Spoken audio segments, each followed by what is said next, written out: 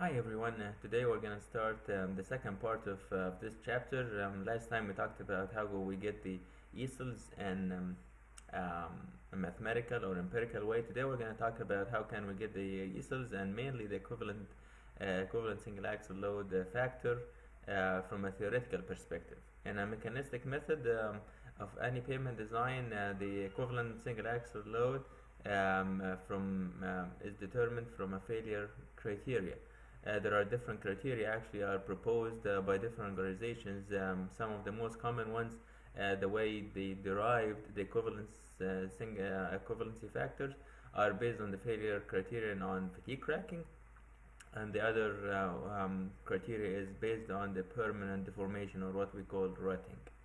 The failure criteria that's depend mainly on fatigue cracking. It was proposed by Deacon in 1969 when he conducted theoretical analysis based on the equivalency factor by layer theory, and he came up with this equation right here. What is this equation all about? This is the number of load repetitions to failure is equivalent or equal to um, the strain, the amount of strain at the bottom of the HMA layer to the power -4 times E, which is the modulus or the stiffness, to the power minus F3. So F1 and F3, those are just coefficients based on the theoretical regression analysis that he came up with. But here at least he laid down the foundation that the number of cycles to failure, which is actually, this is a deterministic coefficient for damage. Damage is determined by the amount of strain, the tensile strain at the bottom of the hot mix asphalt layer, as well as the stiffness of the HMA layer. Then what he said, he said, okay, we can come up with the equivalency factor as a ratio between the number of cycles to failure based on the 18 kip equivalent single axle load over the number of failure or number of repetitions due to failure of any given factor or any given axle.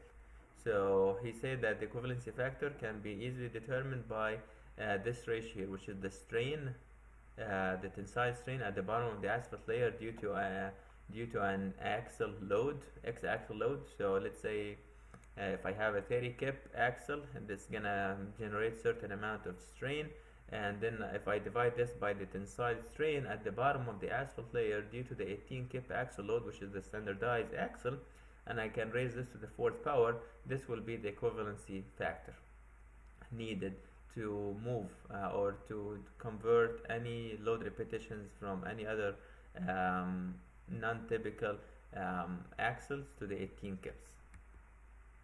So, for example, if the WTX is also a single axle, it's reasonable, as I mentioned before, to assume that the tensile strain are directly proportional to the axle load. So instead of knowing or dealing with the amount of strain, if the strain is highly relatable to the amount of repetitions that we see in the field, then he further said, okay, if that's the case, then it's all about the load. The load in kip on any single axle over 18, which is the 18 kip to the power 4, that would give us an indication what would be the equivalency factor. Again, what is this? So I want to stress on this here, it's reasonable to assume that the tensile strain are related proportionally to the axle load. What does this mean? Again, instead of measuring strains, sometimes we have to measure strains in the field, and those can be measured by having some strain gauges or load cells underneath the surface of the pavement. But an easier way of doing it is to come up with the ELAF to relate it to the load itself, because if I'm applying certain load, this certain load is gonna give me certain amount of strain.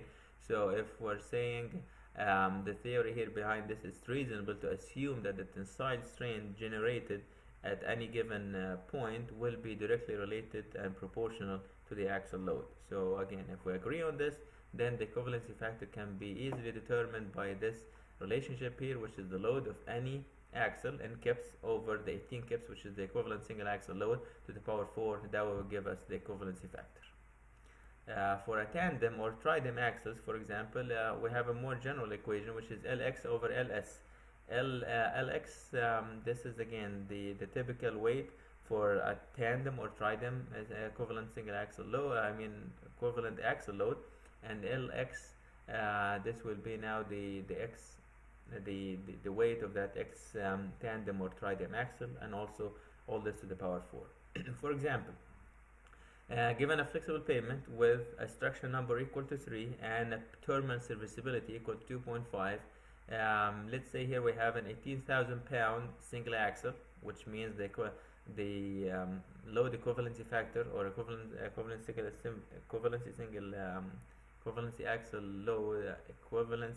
axle load factor is equal to 1, and we have a 30,000 pounds single axle, and the load equivalency factor for this is 7.9. Comparing the two would give us now 7.9 over 1, that's 7.9. So if I really now use the force power that I just showed you before, if I want to divide the 30,000 pounds over 18,000 pounds to the power 4, it will give me a very close number to what we were able to get from the AASHTO tables. So where did we get that 7.9? This is again from the previous table that I showed you last time. Over here, again, if we know the exact weight, which is 30,000 pounds, so 30,000 pounds is again, these are here around this is for PT equal to 2. If you go to the right table, for PT equal to 2.5, you're gonna find out that the equivalency factor is around 7.9, as I'm mentioning here. And what we can do to compare this number, and instead of doing it empirically, we can do it theoretically by dividing the weight of any given axle, which is 30 pounds over 18,000 pounds, to the power 4 using the force power. We're gonna get the 7.7, which is very similar to what was given by AASHTO. Another criteria besides fatigue cracking is also the based on the permanent deformation. So the number of cycles to reach the terminal permanent deformation amounts is equal to a factor, which is F4 times the strain to the power minus F5, and the same thing here applies. The equivalency axle load factor is typically can be characterized by this ratio, which is the strain due to the rutting of any given axle over the strain due to the 18 kip axle to the power F5. We also have some regression equations based on the results of the road tests. So again, the log of WTX over WT18, we got to know that this ratio is the equivalency factor equal to this amount here. So the WTX, again, this is the number of axle load applications at the end of the time t. WT18 is the number of 18 kip single axle load application to time t. So those are the equations, empirical equations we still can use for rigid pavement. So far we've been talking about flexible pavement. This is here now. We're moving to the rigid pavements. How can we do it empirically? Same thing here. It's all about functioning related to the terminal serviceability index, as well as D, which is now the slab thickness. So it's not the structural number anymore. So it's about the thickness of the PCC layer, and we have lots of tables of equivalency factor for D values of 6 inches, 7 inches, 8 inches, all the way to 14 inches, and we have PT values from 2, 2.5, and 3. So this is here. How can we get the theoretical for rigid pavements? Now let's move on to the traffic analysis. Again, back to the theoretical equation, which is E cells is equal to the Fi times Ni. So Fi, this is the equivalency factor for the I axle load group times how many repetitions or how many passes of the I load group we have. So if you really multiply the equivalency factor for any given axle times how many repetitions of this axle, and you keep summing up those numbers, you're going to be able to get the estimated number of easels. After that, we need to predict now the number of repetitions of each axle load group during the design period, because this equation here will give us how many easels per day. We need now to know how many easels we're going to handle for the next, let's say, 15 to 20 years, which is the typical design life. So initially, what we typically do in the field, we need to get the initial daily traffic, which is obtained from the field measurements, and it's actually in the two directions. So it gives us an overall traffic for all the traffic lanes in the two directions. So really what you need to do first when it comes to the initial daily traffic, you need to, in order to know how much initial traffic and the design lane per lane, not even per direction, you need to multiply the initial daily traffic by directional and lane distribution factor. So let's say I went to the field and I have 2,000 vehicles per the two directions. I cannot assume that the amount of easels for the design lane is going to be 2,000. This 2,000 first of all is going to be distributed into the two directions. Then once I know how much is per direction, I need to know also the lane distribution factor, which is also, again, if I have 2 to 3 lanes per direction, I know that the traffic will be per direction will be distributed among those lanes instead of just one single lane. So for each lane group, I have this equation here, which is Ni is equal to NOI times G times D times L times 365 times Y. What is this equation here? So this is the initial number of repetitions per day for the ith load group. So how can we get the traffic per group? So we need to multiply this number here, NOI, which is the initial number of repetitions per day, times G, which is the growth factor. We all know the traffic can grow with, will grow with time. So we need to have this into consideration, times D, which is the directional distribution factor, typically it's 0.5, which is dividing the amount of traffic into two halves, times L, which is the lane distribution factor, depending again how many lanes per direction, times 365 days times how many years. This is how can we estimate overall for each load group how many repetitions am I gonna have for this load group, and you could tell that this is only for each load group, and then we need to do it for multiple groups, sum them up to get the full traffic analysis. So the initial number of repetitions per day for the ith group can be as follows then. Because this is the initial number of repetitions per day, but now I need to get it, this is how many axles. So Fi times NOI is equal to Fi times Pi times ADT times T times A. Fi, this is the equivalency factor for the ith group, times Pi, which is the total percentage of total repetitions of the ith load group, times ADT, which is the average daily traffic at the start of the design period, times T, which is the percent of trucks in this average daily traffic, times A, which is the average number of axles per truck, the average number of axles per truck. So overall, if you want to put all this together in one single equation, and again we're deriving the equation here, you're not you're not required to know all the derivation, but I like to show it to you.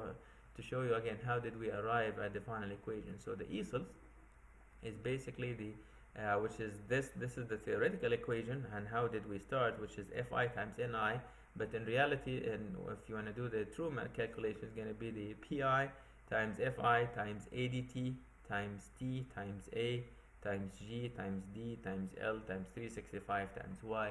This will give us an overall how many easels, how many equivalent single axle load for the whole design life of the pavement, including again D, which is directional factor, L, lane distribution factor, 365 days a year, how many years you're designing this pavement for, G, which is a growth factor, and the list goes on and on.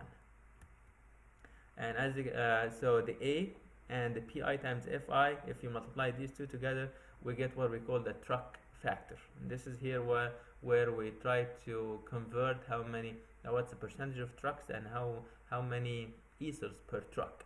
So to get to understand this more, the pi times fi times a, let's have this equation first, and then I'm going to explain it to you in an example so we'll make it easier on you. So the tf, the truck factor, is simply the pi times fi times a. So the fi, we know this by now, this is the equivalency factor for the ith group.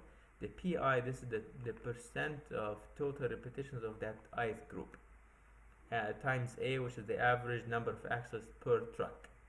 So once I get the tf, which is again the number of 18 kept single axle load applications per truck, my goal is to know for each truck how many equivalent easels per truck. So let's have an example so we can understand this better than just the theoretical perspective. So let's do here a computation of the truck factor for trucks with 5 or more axles on flexible pavement. So here again, this is where now we try to get the truck factor. So we're gonna have this is measured data, and then we need to get out of it the truck factor. You could tell here we have single axle, one page for the single axle and the second page for tandem axles. So for example, this is here based on data collection.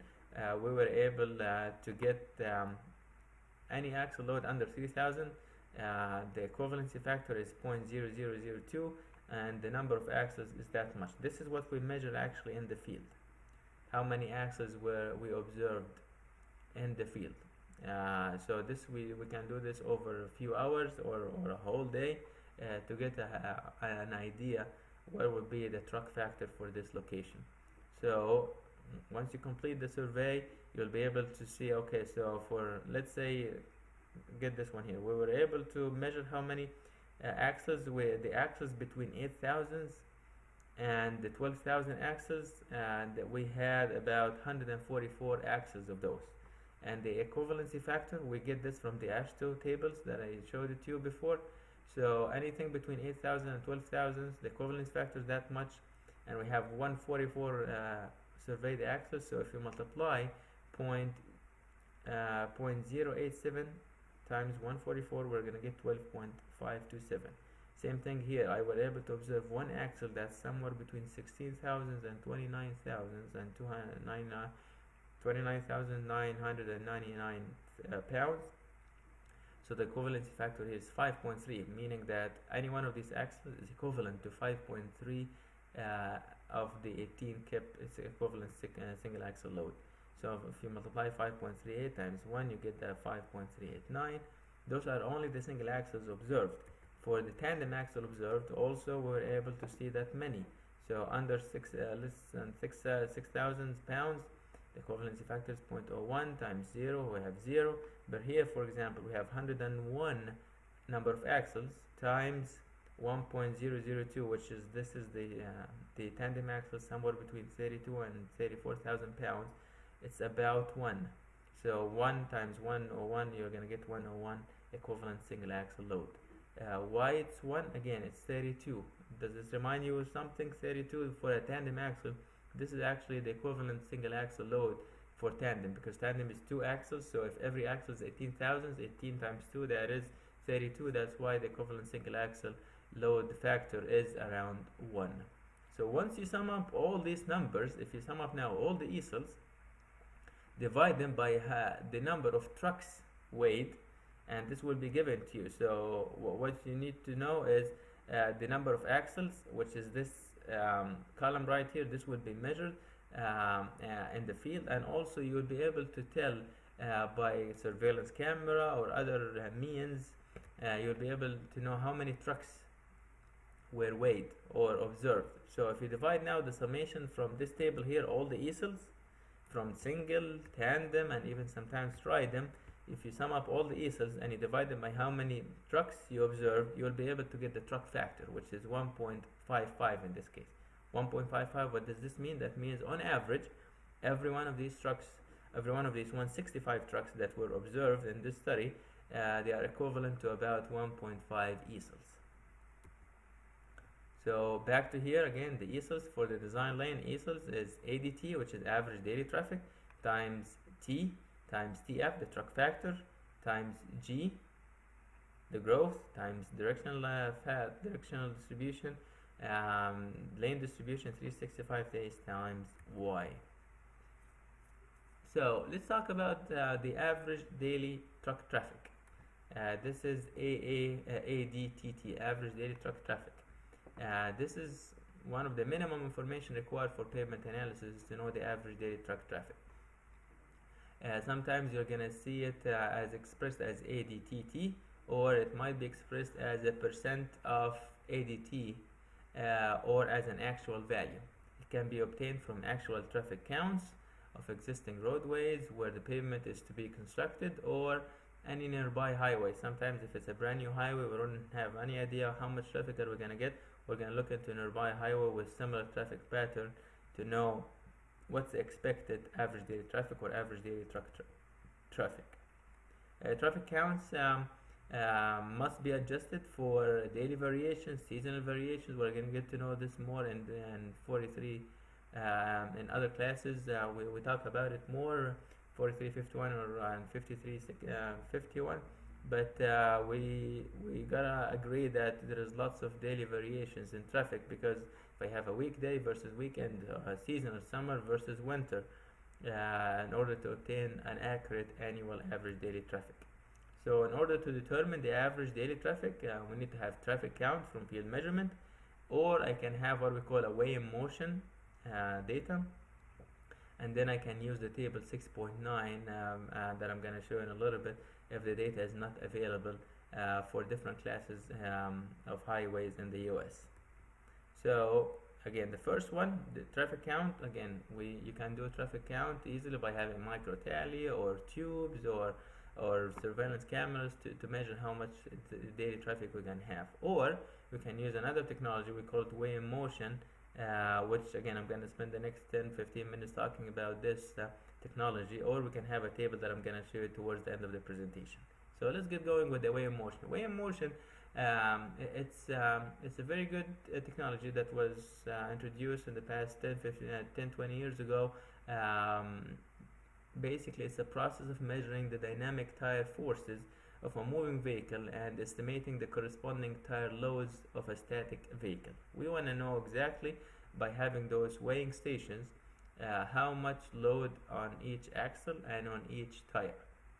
If you ever wondered, if you're driving on an interstate, for example I-20, there is a weighing station in the middle of the road, where sometimes it's enforced for all trucks to stop by the weighing station, and they're gonna stop.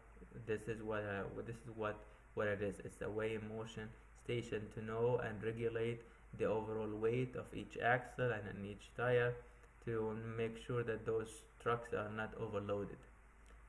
So the trucking industry is highly affected by having this regulation, because the way in motion, that means most of the time, at least back in the day, the trucks has to reach a full stop, and sometimes if we can have a long backlog of trucks at certain location, and therefore the trucking industry will be negatively affected by stopping all these trucks and weighing them and making sure they are weighed. So and there is and standards for measuring those trucks by the ASTM, which is the American Society of Testing and Materials, and the standard is E1318 94. 94 indicates the year 1994 when this standard came about. So there are three types of weigh in motions classification. So the very first one, which is still very familiar or very widely used, is the static system, where again the truck has to stop fully in order to the truck will be stopping on load cells, where it measures the exact gross weight of each one of those trucks, each one of the axles, and they check the tire loads and the tire pressure and so on and so forth. The other two techniques that were developed in the past, again 20-25 years ago, and up to now, are the low speed systems and the high speed systems. The low speed systems, which means now instead of the truck having to reach a full stop at the weigh motion station, Now they can lower their speed somewhere between 5 to 10 miles per hour, and this type of system is still going to provide a high level of accuracy needed for enforcement or toll collection. There is another highly sophisticated system which is expensive and it's not highly used yet, what we call the high-speed system. High-speed system now, theoretically speaking, this system can let the trucks drive at their own speed, and there will be a system to minimize or even eliminate the vehicle disruption while permitting the data of sufficient accuracy for planning and screening. So the speed of the truck can be again 40, 50, 60 miles an hour, and still this high speed weigh motion system would work fine to measure what needed to be measured. When it comes to classifying the weigh motion according to its installation type, there are permanent weigh motion, there are semi-permanent, and there is portable weigh motion stations. The permanent ones, those are when the sensors as well as the data acquisition system collect data at the same location, and we can't remove neither the sensors or the data acquisition system from this location. Where the semi-permanent, the sensors are built in into the pavement section, while the data collection center or the system can be moved from one side to the other.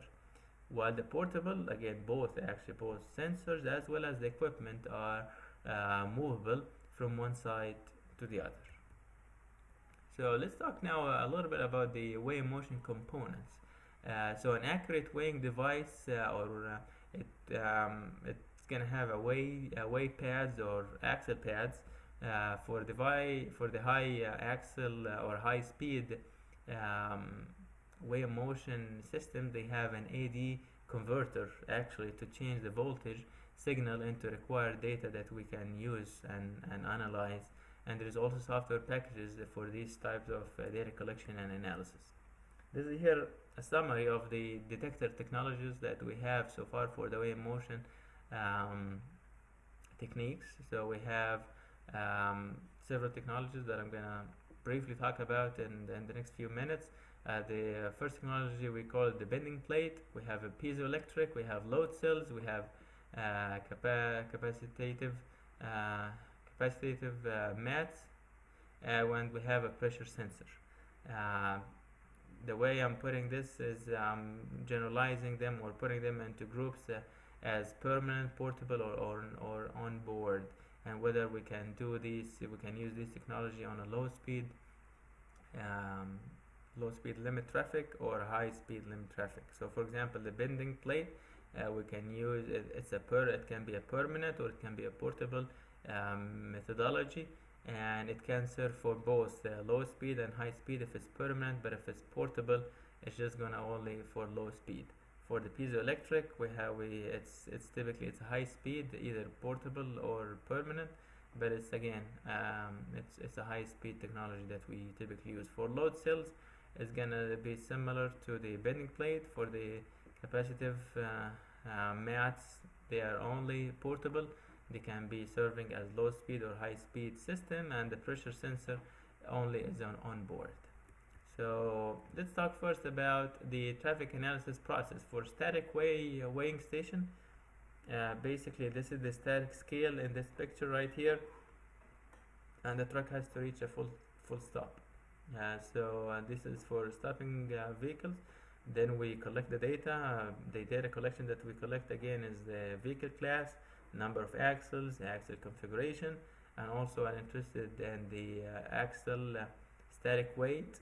They are very expensive, as you could tell, because you need to dig in this section and install the loading cells, and the sensors are permanent, and the data acquisition system is permanent. Everything is there, so it's really a big investment at a single location. It's time consuming because also the truck has to reach full stop, and if you have again a long backlog, it's going to be a very time consuming process, and trucks usually try to avoid it. Again, if there is two routes that gets trucks from point A to point B, they're going to pick the one that doesn't have a weigh motion station like this. For the slow speed way stations, those are again, we have portable stations. The speed limit of those trucks are somewhere between 2 to 3 miles per hour, and they're still very expensive because again we have to have those portable stations. As you could see here, the officer is making sure to measure the weight of each axle. And it's still time consuming simply because the truck has almost to reach full stop, it's 2 to 3 miles per hour. The trucks usually still try to avoid it, and because of the static weight measurement technique that they are implementing. For high speed weighing station, this is actually a very fast process. It can be a portable or permanent location. Still, trucks are not gonna need to stop at all. It's a dynamic weight technology. Available technologies, as I said, bending plates, hydraulic load cells, piezoelectric sensors, or capacitance weighing mats or strips. So let's talk about the first one. We have the bending plate weighing motion system. The the bending plate here is basically, it's a steel rubber plates with a strain gauge attached to it. So basically, once I apply a load on it, by having an axle on it, we're gonna have a generated signal which is proportional to the amount of deflection of the plate under the vehicle axle, and then the signal afterwards will be collected and amplified and processed in order to produce for us what's the vehicle axle mass. This is here a picture of the bending plate, the weighing motion system. As I said, it utilizes strain gauge weighing elements in order to detect and weigh the wheel or axle loads. The hydraulic load cells, those are, as you can see in the pictures, they are hydraulic. They are using the scale mechanism, which is incorporate the load transfer torque tubes, which effectively transfer all the loading that's experienced from the trucks on the weighing surface to a load cell. Once the load cell is experiencing the load, it's gonna give us typically again the weight of each one of those axles. Another newer technology that we've been using recently with the high speed weighing motion is the piezoelectric weighing motion. Piezoelectric materials actually does convert the mechanical stress or strain into proportionate electrical energy. So these materials actually mechanically will expand or contract when the voltage of an opposite polarities are applied. So once the voltage changes by having the load or certain stress or strain, then it's gonna generate a difference in voltage, and the difference in voltage is gonna generate a voltage when it's deformed, and once that is generated, we're going to be able to tell what's the weight of the axle that was applied at that location. Again, this is some cool pictures here for the piezoelectric weighing motions. It's most of the time we use quartz. We use quartz sensing elements, and once I apply again the force from the tire, is going to send the signal to the change of the voltage, and that will trigger true measurements of the axle load and the tire load as well. This is here how we install it. So those are the sensors. They're very easy to be installed in a small slot in any existing or new asphalt concrete pavement with epoxy, and then we leave them there, and they start again. Those are piezo ceramic weighing motion systems where we can leave them there to measure the weighing motion axle loads by high-speed trucks. Capacitance mats and strips. Again, these are the mats. Again, similar to load cells, but they are mats, and instead of just one location, it's a big wide mat underneath the surface. And really, if you want to have more information about this, there is this website here that is an Australian website that they do weighing motion management and more advanced technologies. So please look it up online. Just look up on Google Scholar what's weighing motion technologies and updates. You're gonna see more information about it.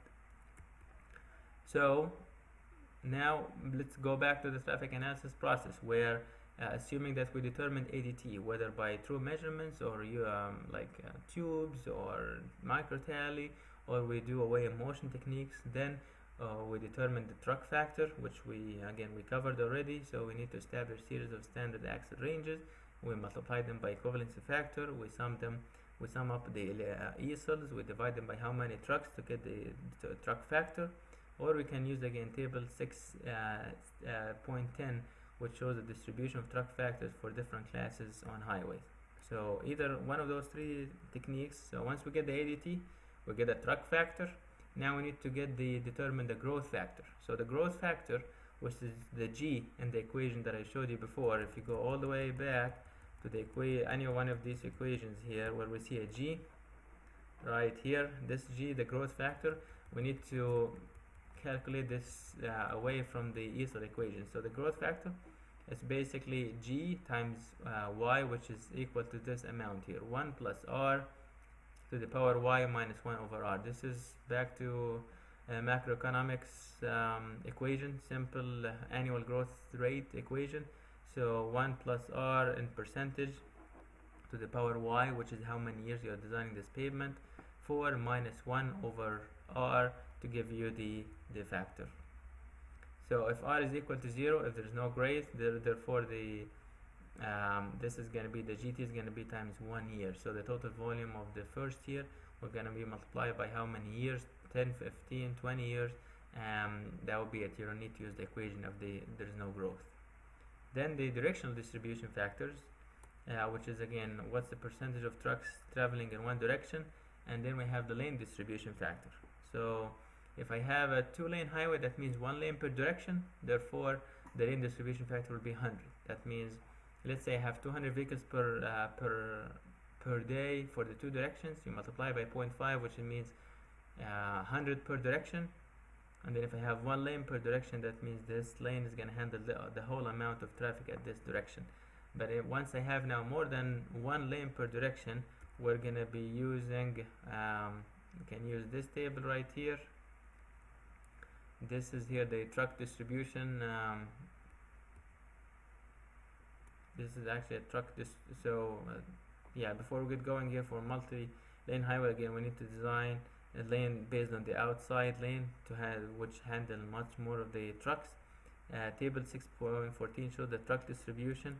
So if I have a one-way ADT of this much here, let's say I have 20,000 ADT, the inner lane will handle 25% and the outer lane will handle 75% of the trucks. So this is here the lane distribution. If I have 3 lanes per direction, the inner lane will handle 7% and the central lane will handle 30% and the outer lane will handle 63%. And the 63% or the 75%, those are the numbers that we typically pick. We pick the worst lane that's going to handle the most amount of traffic at this direction to design the whole structure based on it.